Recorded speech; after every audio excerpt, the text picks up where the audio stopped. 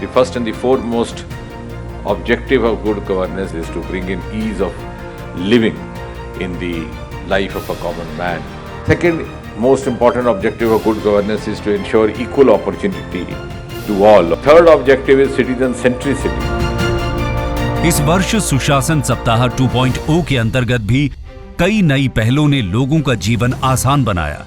मध्य प्रदेश, यहाँ के कटनी पहला ऐसा जिला बना जहाँ ई गवर्नेंस सोसाइटी द्वारा ड्रोन तकनीक के माध्यम से मक्का की फसल में नैनो यूरिया का छिड़काव किया गया।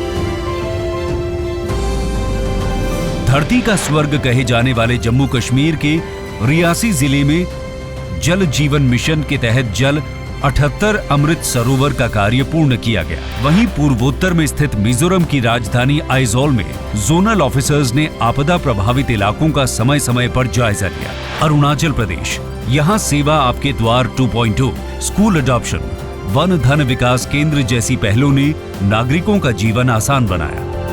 आदिवासी संस्कृति की पहचान वाले छत्तीसगढ़ के नारायणपुर जिले के ऐसे गांव जहां सड़क मार्ग अच्छे नहीं हैं, जहां बड़ी एम्बुलेंस नहीं पहुंच पाती, वहां बाइक एम्बुलेंस बीमार और गर्भवती महिलाओं के लिए वरदान की तरह है। विशाखापट्टनम, भारत के दक्षिण में स्थित आंध्र प्रदेश के जिले में लैंड पूलिंग योजना का शुभारंभ हुआ।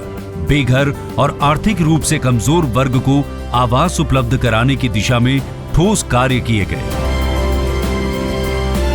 केंद्र शासित प्रदेश अंडमान निकोबार में बाल संरक्षण इकाई निकोबार ने पुलिस और स्वास्थ्य विभाग के समन्वय से काना गांव में पॉक्सो और जेजेसी अधिनियम पर जागरूकता कार्यक्रम आयोजित किए।